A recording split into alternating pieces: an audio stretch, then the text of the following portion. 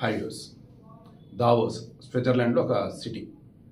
ప్రపంచ పెట్టుబడిదారులు అంతా కూడా, ఇండస్ట్రీలు అంతా కూడా, బిలియనర్స్ ఇప్పుడు అక్కడ సమావేశమయ్యారు. అటు మన తెలంగాణ సీఎం రేవంత్ రెడ్డి గారు, ఇటు ఏపీ సీఎం చంద్రబాబు గారు ఇద్దరు కూడా పోటాపోటీగా ఇన్వెస్ట్మెంట్స్ ఆకర్షించే పనిలో ఉన్నారు. ఈ మూమెంట్లో లోకేష్, రేవంత్ రెడ్డి, ఐ థింక్ దుద్దిల శ్రీధరబాబు, తర్వాత మరి ఇంకో పర్సన్ ఎవరు ఉన్నారు, చంద్రబాబు గారు దావోస్లో కలిశారు. అక్కడ వీళ్ళు కలిసినప్పుడు ఒక ఫోటో అదే ఇది. అది చూసి నేను నిజంగా ఆశ్చర్యం వేస్తుందండి. గుడ్డు మంత్రుని అడిగి గుర్తుందా మీకు? గుడివాడ అమర్నాథ్ దావోస్ అంత చలి ప్రాంతం, ఎవరు వెళ్తారు ఆడికెళ్ళి పెట్టుబడి తెచ్చింది హడావుడి చేశారు. గుర్తుందా? జగన్ రెడ్డి ఆల్మోస్ట్ అదే చెప్పాడు. ఏముంది ఆడికెళ్ళి ఏం చేయాలి ఏంటంటే, ఎందుకంటే మనోడికి ఇంగ్లీష్ కూడా మాట్లాడతారా, it's a lengthy question, critical question, what హడావుడి చేశాడు. అసలు ఎలా గెలిపించారో అర్థం కావట్లేదు వాళ్ళని అయితే 2019లో. మళ్ళీ 2024లో మళ్ళీ వాళ్ళకి 39% ఓట్లు వేస్తారు. వాళ్ళు ఎవరో నాకు అర్థం కావట్లేదు. సో ఇప్పుడు విషయం ఏంటి అయ్యా, అక్కడ ఆల్మోస్ట్ నైలాన్ ఉన్నటువంటి దాన్ని ఏం చెప్పాలి, మొత్తం ఎలాగంటే ఇక క్లోజ్ చేశారు బాడీని అంత చలి, గడ్డగట్టే చలి.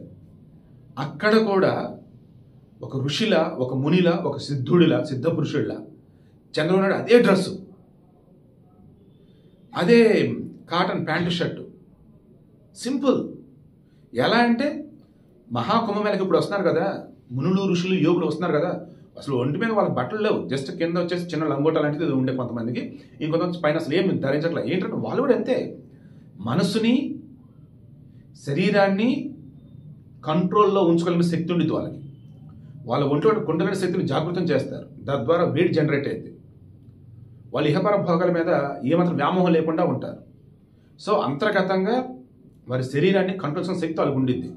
ఒక చంద్రబాబులో అటువంటి శక్తి ఉందని నాకైతే అనిపిస్తుంది. ఐఎమ్ షూర్ అండి. చంద్రబాబు అయితే కారణ జన్ముడు. చంద్రబాబు అయితే నిజంగా ఆంధ్రప్రదేశ్కి అద్భుతమైనటువంటి ప్రగతిని చూపెడటానికి ఆ దేవుడు పంపించిన మనిషి నాకైతే అనిపిస్తాను. ఆ వయసులో ఓన్లీ అసలు చొక్కాతో అసలు ఎటువంటి ఇబ్బంది లేకుండా ఎంత ఫ్రీగా ఉన్నాడండి బాబు అసలు ఆ మనిషి అయితే నిజంగా. అందుకే నాకు ఆయన అంటే ఎంత అభిమానం.